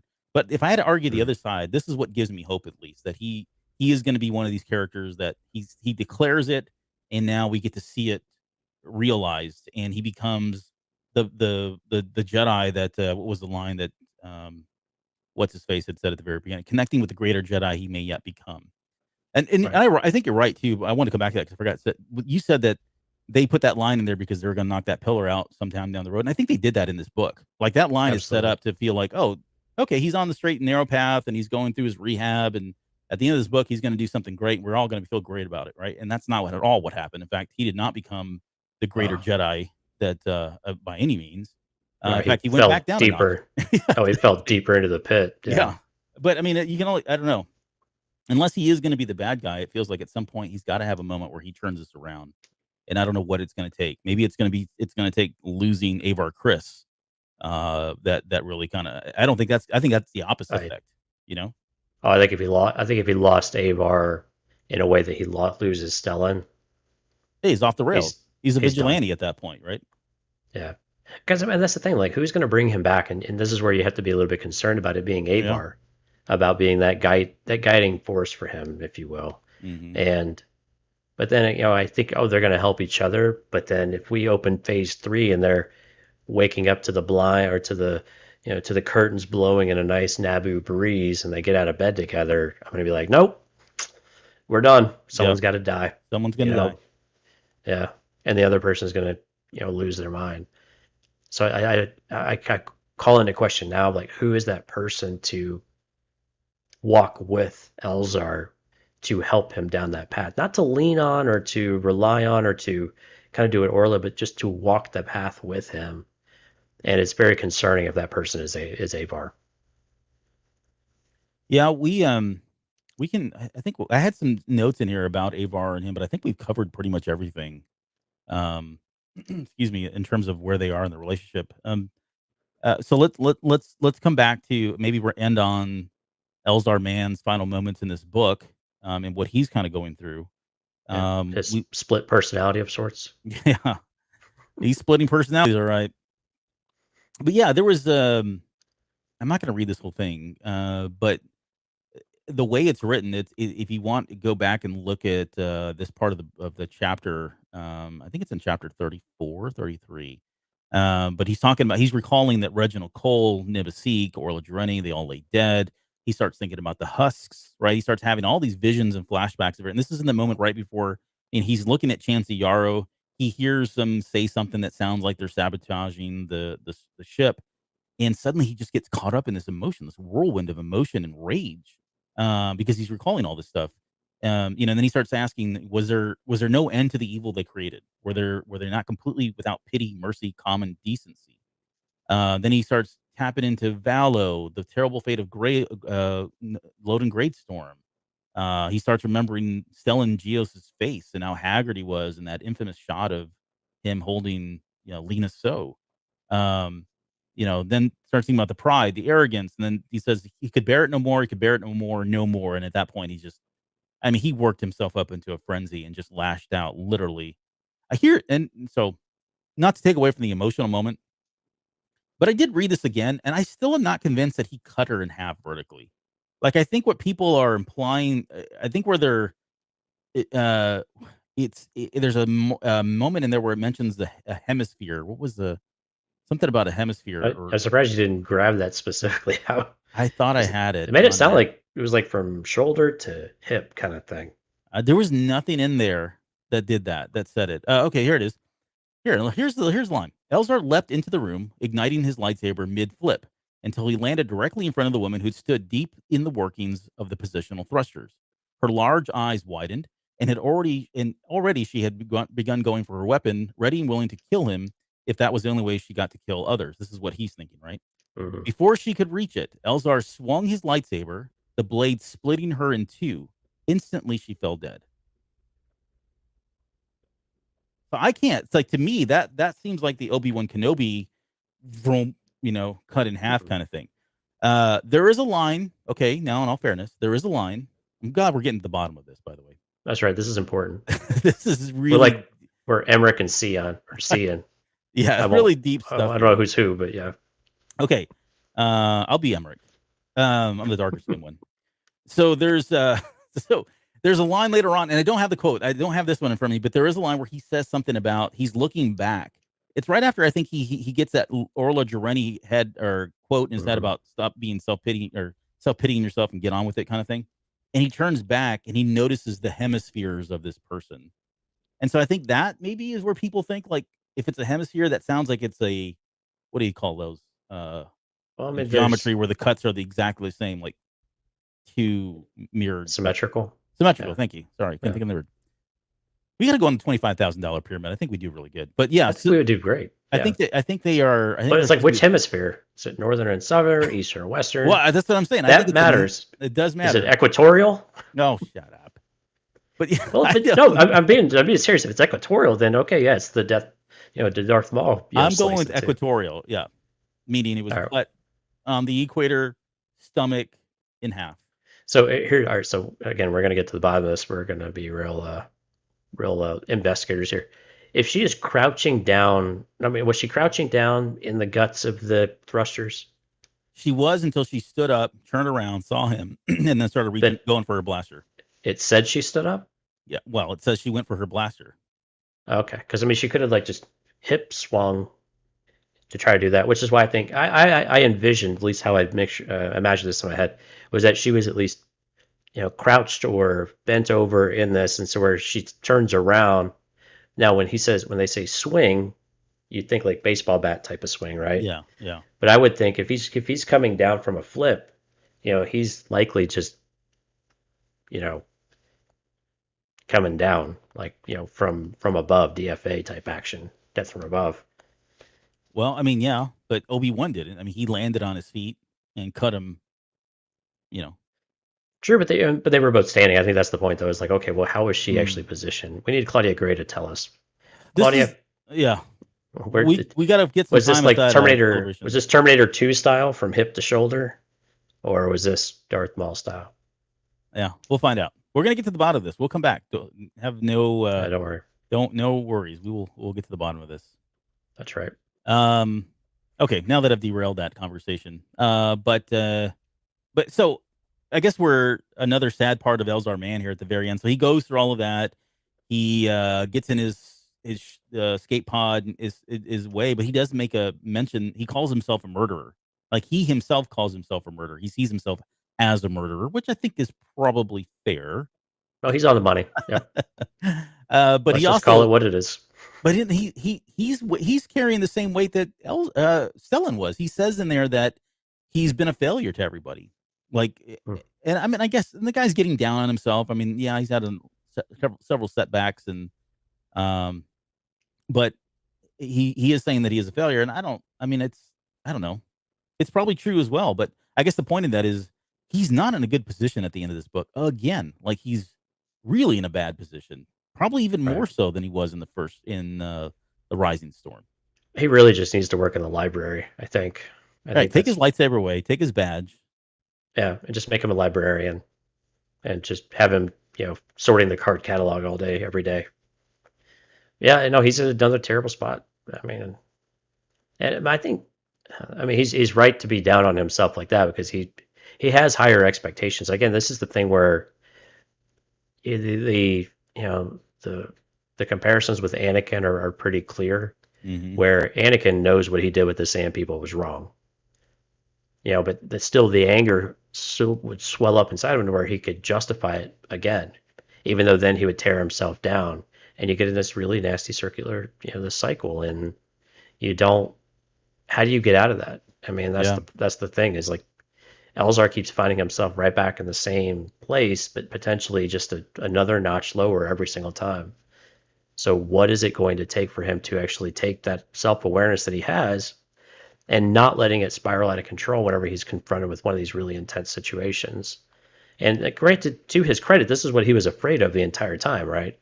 And again, I'm willing to give Elzar a little bit of flexibility because I think or a little bit of grace here because, I believe that the levelers were definitely enhancing those irrational fears as to what was going on. But at the same time, you have to believe that Elzar's not alone. I mean, we've seen Bell have these types of things with these feelings of, why do these people keep getting away with everything that they're doing? They're taking away this person from us. Mm-hmm. They've taken that. They're threatening the galaxy. They don't care. They have no rules. And here they are, the ship's going down, and they're still trying to make it worse, Yeah. And we've seen multiple characters feel that. Avar said, similar things too. And, so what is it going to take to snap them out of that cycle? And this is where we really hope whatever Yoda has to say. Yeah, I was going to say Yoda. I mean, yeah, pretty much, right? I mean, there's other characters I think that could be just as influential based on what we know, but do they have a relationship with Elzar, like a Cantum Psy or someone like that? Probably not. Probably not. Or they're dead. Right. And there's a lot of other characters too that we just don't know enough about. Like they keep talking about them, which I imagine they're going to play a bigger role or more significant role. It'd be cool if they played a more significant role in Phase 1. Some of the older characters, Phase 2. Some of the older characters, but ideally I'd like to see them in Phase 3 and have them step forward and kind of be like Yoda and really snap a lot of these guys out of it, leaning on their wisdom, if you will. Yeah. So if I just had to ask you, who's going to be if there was someone to save Elzar Mann that's not himself, who is the person that is going to help him finally take that step that gets him over the hump if he were to truly find a way forward and continue to walk the path of the Jedi? Well, the easy answer is Yoda. I think Yoda's going to have his hands full, though. I think he's got too much on his plate trying to solve the larger points of the galaxy, right? Why would he focus his time and effort on somebody who's already a Jedi Knight, although not a master? They're basically the equivalent of a master, though, right? Yeah. No, they did make him a master. No, I thought he was denied. Like no, Avar wanted him. That was back in Light of the Jedi. I think he is now, though. I don't remember. I think they made him a master off. I don't know. You talk. I'll look it up. No, it might. Yeah, and that's a good question. Now I can't remember honestly if he was. So I know at the end of Light of the Jedi he was. She wanted to bring him in to help with Starlight Beacon because she felt that would be a way to put him in the limelight and get more attention. He'd kind of drifted off into the background, and and then of course Valo happened, and I felt like he was on that path, and then suddenly everything that happened in Valo went south. But I could have sworn that he was his whole reason for wanting to get on the council was because he wanted to be absolved of being able to tap into the Force as long as he wasn't tread into the dark side of the usage. Be able to experiment with the Force, and I think that's what's been keeping him back this whole time. Okay, yeah, he was elevated to Jedi Master after the end of the Great Disaster. So yeah, I think this was either at the very end of Light of the Jedi or maybe happening at the end of Light of the Jedi. Oh yeah, it was. I know. I just remember where it was. Yeah, it was on the that conversation they were having at the very end in that what was it? Not a what do they call those plants where they got all plants and all that stuff. Like a solarium kind of thing. Arboretum Area, wherever. Yeah, wherever they were, that place they were talking at the very end. That's where he mentioned it. So okay, I stand corrected. But what were we talking about? Who was going to save Elzar? Oh yeah, who's going to save him? So either way, like even more, that probably makes my argument even stronger. Like I can't see Yoda saying, "Oh, let me spend some time with this master," and trying to get him on the right course. I want to say I'd say Cantum Psi would be a good one. I felt like Comac's gone. I don't know that he'd do it. Well, here's Stephanie's trying to save you here. Maybe it'd be Bell. Maybe helping Bell make it through all the things that he's going through will help him connect deeper with the light side. Could be. They have had some interactions. Yeah, they did have some interactions a couple of different times. So that's a very real possibility. I'm going to throw my money in on Stellan, actually. Like, I think Stellan is going to come back in some form or fashion, whether it's officially as a Force spirit or maybe just as more of a dream/vision. And something like that is going to be that pivotal moment to get Elzar back on the straight and narrow. What if Elzar tinkers with the Force enough to talk to Stellan or Largerani, right? He becomes like this. How do you? So he goes to where the Seeing Stone.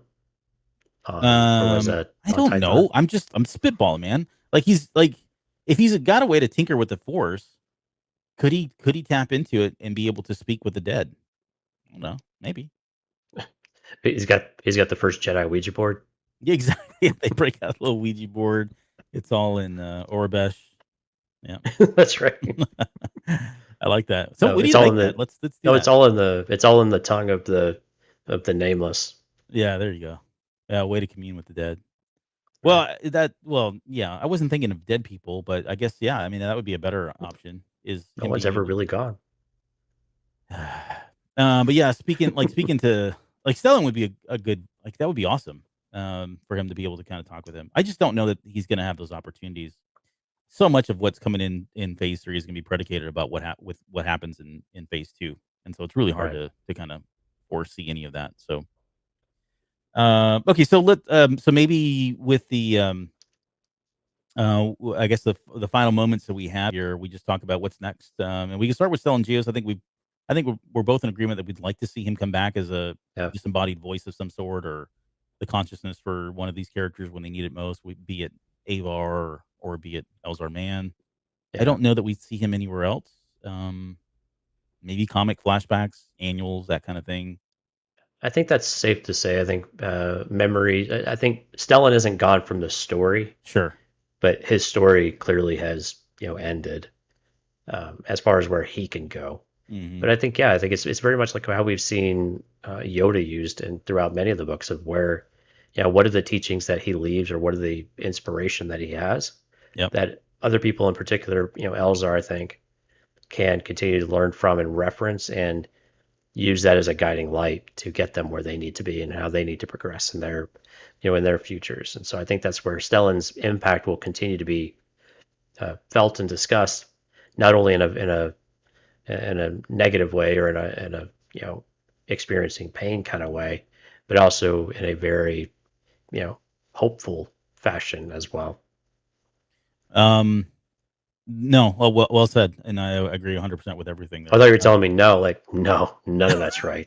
But what about okay? So let's talk about Elzar, and then why don't we just couple Elzar and Avar, because this book ends with them running up to each other, they're hugging. He buries his head into her neck and playing with her hair, and I just feel like they're a thing again, like 100% a thing now, even though she was kind of pushing him off.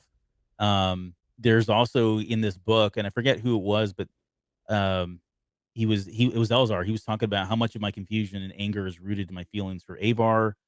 He acknowledges that he's not been able to move on, that he's been unable to let go of her. So that implies that there is an attachment there, and I would expect the feelings mutual, even though she's a little bit more. Stellan is I think it was Elzar who says that that he knew that Avar would never be one to break her vows, right? And I think she's the one that's been keeping him at arm's length for the most part. But again, she's so broken now that I think that defense has come down, and I think that's going to be really troublesome for them both. So I Yeah. don't know, but what are you thinking? And I think of the three, Stellan, like what we saw in Trail of Shadows when Emmerich, keeps trying to bring subtle little things up. Yeah. Him and Emmerich are both kind of similar. They just, why would I think about that? I'm just doing my job, Right. kind of thing. Mm-hmm. Whereas Avar has to really put up a defense wall with Elzar, which is what we saw in Light of the Jedi. But yeah, with Elzar, I mean, it's tough to say. Him and Avar, it's a very dangerous situation for them, and you would like to think that you're better together than apart. And again, we thought the sequel trilogy had this type of opportunity too, where the Jedi are going to be something different. They're going to find a way to have relationships, and they're going to be not as dogmatic and this really locked down way of doing things like we saw in the prequel trilogies. But no, I mean it's probably the same story over and over and over that we continue to get. The Jedi have to be able to let go, and you have to do it willingly, because if it happens and someone is taken away from you, more often than not, there's a rougher road ahead, even if it might turn out a little bit better in the future. But it's it's not looking good, and so it'll be interesting if one of them has to make that call to say, no, for real, we got to really stop this. Mm-hmm. And I just hope it's Elzar. I mean, because if it's not Elzar, I fear for what will become of him. Yeah, it's going to be a cautionary tale again. I'd like might be more than cautionary. It might be, here's an example of bad right. stuff in multitudes happening here. Yeah. No, it's a case study at that point, right? Yeah. Of what not to do. Here's the body count. Yeah. They're it does feel like they are, and now with Stellan, like it feels like that whole trio, like Stellan was the one. It felt like he was maybe the one that was kind of the guiding light for both of them, to help kind of remind them that they need to be more like him and keep those feelings in check. That sort of. Now he's gone. Absolutely right. So like it's like, okay, well, no one's really watching us. I mean, yeah, people. Yeah, mom and dad aren't there anymore. Exactly. What are you going to do when you're on your own and the lights are off in the house? Kind of thing. Well, hello. I mean, it's pretty close and accurate. Yeah, no, I'm not saying it's not. So yeah, I have a feeling they're going to get intertwined, if you will, in a lot of different ways, and it's not going to end very good. It's not going to end very well. Yeah. I wonder if Elzar will have flashbacks if they split up. Ooh, see, you're doing better. You're doing better. I'm getting there. The other thing that came is talking about Elzar Mann. He did use the Force. Like it felt like I wasn't sure how he would feel about using the Force and using his lightsaber, and maybe a lightsaber is going to come a little bit longer or slower than just using the Force. But he did participate in the fixing the desalination tanks or whatever it was, the pumps. Yeah. Even though he felt reluctantly he did so, but knew that was the best thing to do. There was an analogy that she used and said that using the Force felt like an injured leg. That he'd be able to put weight on it again, but just not yet. I thought it was a really great analogy for it. You can't trust it. Yeah, exactly. Not yet. Yeah. All right, and slowly but surely. So I do feel like he is going to go back to being who he was prior to all of this. I would like to see him. It feels like this whole idea of him tinkering with the Force is going to benefit them in some way later down the road. I don't know to what end. I feel like that is a way for them for him to be redeemed in some regard, at least personally for him to know that even though, yes, he tinkers with it and yeah, he's made some bad mistakes. And I think a lot of people may presume that because he does that, it's why he is dipping and making mistakes. But I'd like to see some good come from that at some point, Yeah. And I like that you brought up them repairing the plan at the very end of the book, where he feels like this warm embrace from everyone around him, and it's uplifting, right? This is we left Fallen Star with almost this uplifting moment where Eye of the Storm completely, cut us off at the knees again. That made us feel different. But I think this is where, you do get that hope that Elzar felt the embrace of the Jedi and, and the good and what they can accomplish. And those are the things that give you hope that, yeah, there is a way forward. But it's also easy to get wrapped up into those really spiritual moments And are you able to? It's not maintaining that high. It's remembering that feeling so that you can continue, pushing that forward or progressing yourself forward, so that because if you start chasing that high, then you're like a rock star and you're a statistic at that point. Yeah, exactly. Or you're just chasing the next thing just to keep the adrenaline up all the time, and and folks like Elzar unfortunately feel like they have to have that constant fire within them, and if the fire's not being fueled, they get idle hands. So idle hands make devil's work, right? True. Or Sith work, whatever. Sith work, yeah. Sith work. Okay, well, let's end it there. It's kind of crazy to think we're finally done with the Fallen Star. I feel like I don't know how many episodes we did of this show, but a lot of this. Felt like 30. Yeah, I think it's right around 10. Was it really? I think including it. Oh wow. Yeah, well, something close to that. I think with your spoiler-free review. There you go. Top that, guys. All right.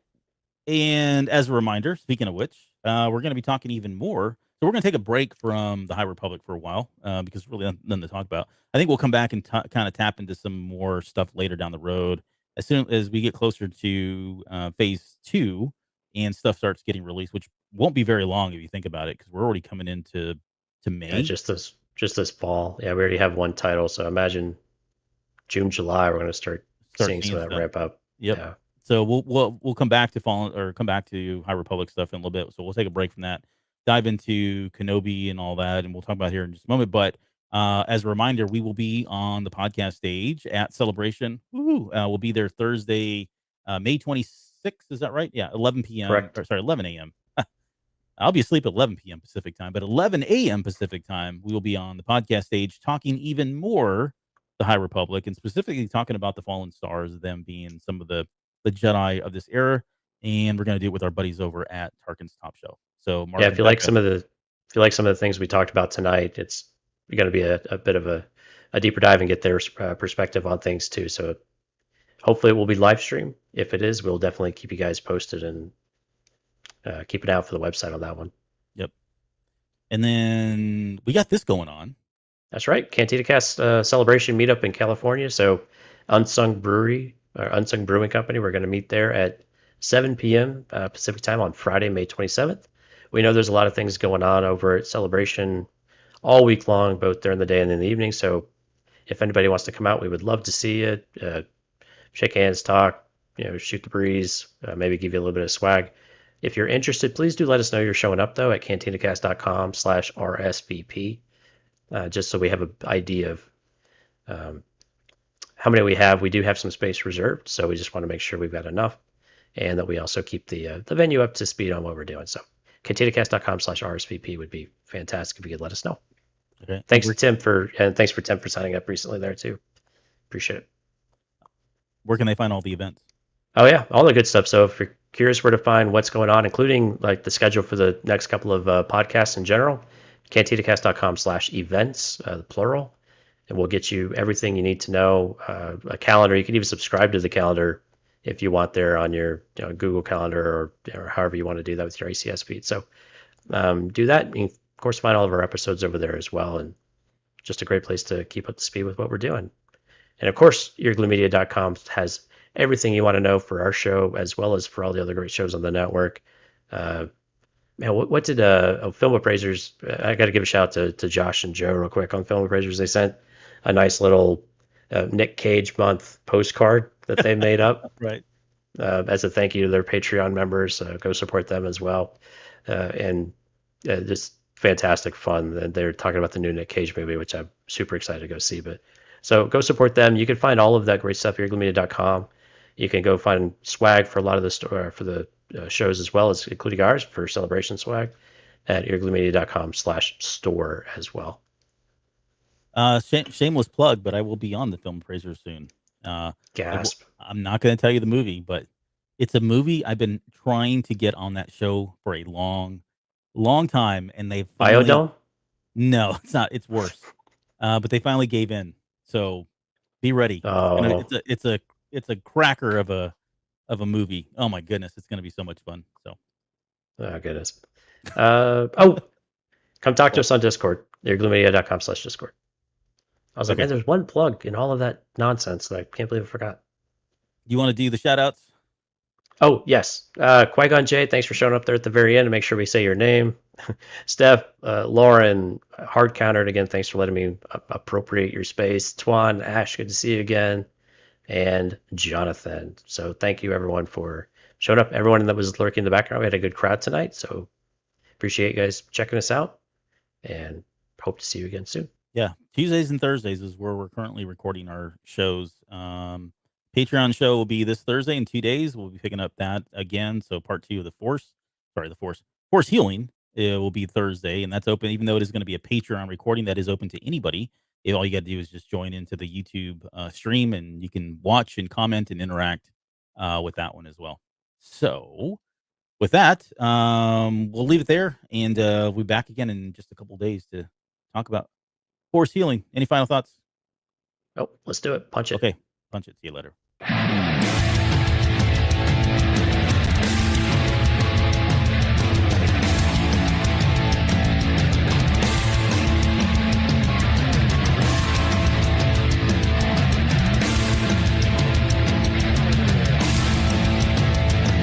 You're still listening? Wow, that's amazing. Well, I'm here to give you the disclaimer. Normally we do a big, long, drawn-out disclaimer thing saying what's what and who's what and all that other stuff, but I think you guys kind of know that Lucasfilm and Disney have no affiliation with us at all, and we have none with them. We talk about Star Wars, which is their property, and all that other good, fun stuff, but I think you can tell which is our stuff and which is their stuff. If you can't, well, then send a lawyer to send an email to me, and I'll be glad to chat with them. Other than that, you know what's what, so that's your disclaimer.